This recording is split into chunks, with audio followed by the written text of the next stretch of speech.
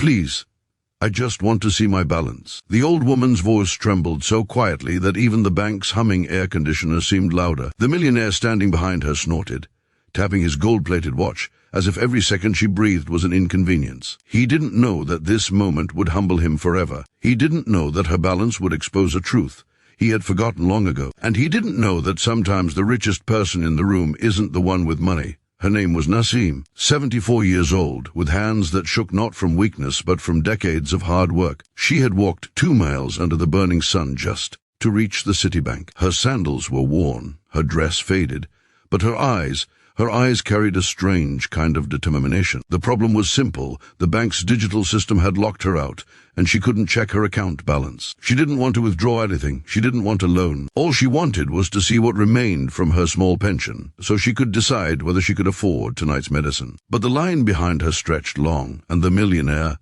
Ibrah Shah, was the most impatient of them all. He sighed loudly, shaking his head.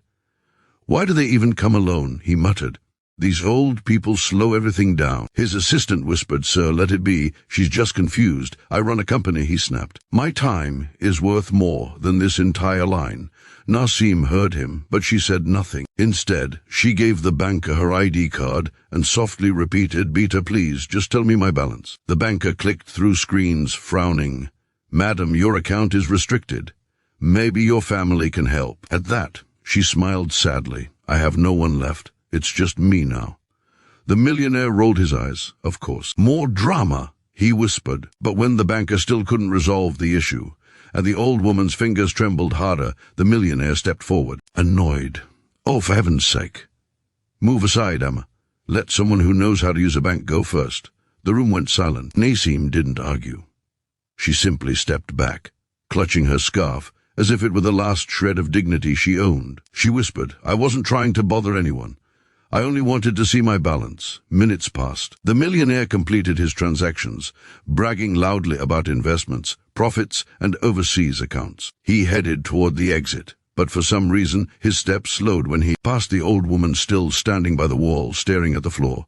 Something twisted inside him, something he couldn't explain. He remembered his mother. He remembered how she used to stand exactly like that when she was scared to ask for help. He remembered ignoring her once because he was busy. She had died 2 weeks later. His chest tightened. He turned around. "Come here," he said quietly. Nasim looked up, surprised. He walked her back to the counter and said to the banker, "Fix her account. I don't care how long it takes." The banker nodded quickly, intimidated by the change in tone. After a few attempts, the system finally opened. "Ah, here it is," the banker said. He turned the screen toward Nasim. Before the banker could speak, the millionaire laughed lightly. "Let me guess. 500 rupees. But the banker didn't laugh. His expression shifted. He straightened up, stunned. "Sir," he whispered, "she has over 42 lakh in this account." The bank went silent. The millionaire blinked. "What?"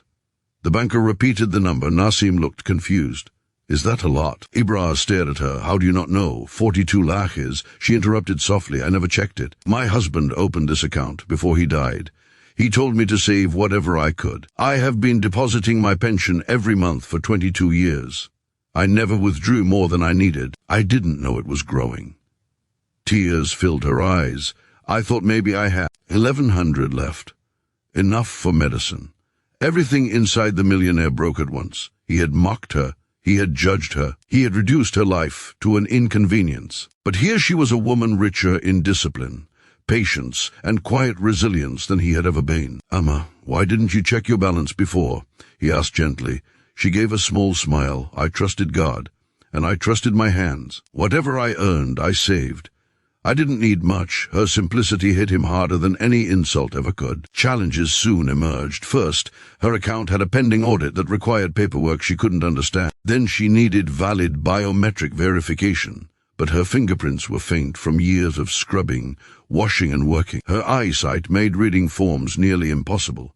But the millionaire stayed by her side the entire day. He guided her through every signature, every requirement, every confusing document. When her fingerprints failed the machine, he arranged a senior verification officer.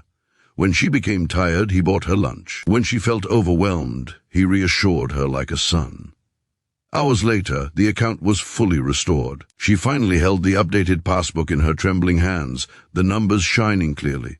Allah is kind, she whispered. So are you, the millionaire replied. No, she said, touching his arm gently. You just remembered what kindness feels like. When he dropped her home, she invited him in for tea.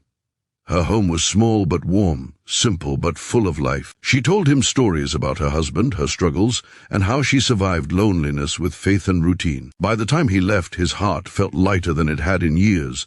Days turned into weeks. He visited her often, sometimes for tea, sometimes for advice, sometimes to escape the world of people who only cared about money. She became a mother he thought he'd lost.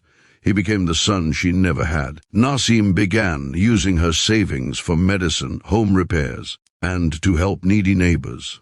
The millionaire helped her set up a safe monthly plan so she would never worry again. And through it all, she repeated one line that stayed with him forever: money means nothing if the heart remains empty. This story reminds us that wealth is not defined by the size of a bank balance, but by the depth of one's character. Kindness costs nothing, respect costs nothing. But both can change a life, sometimes even your own. And sometimes, the people you least expect carry lessons that money can never buy.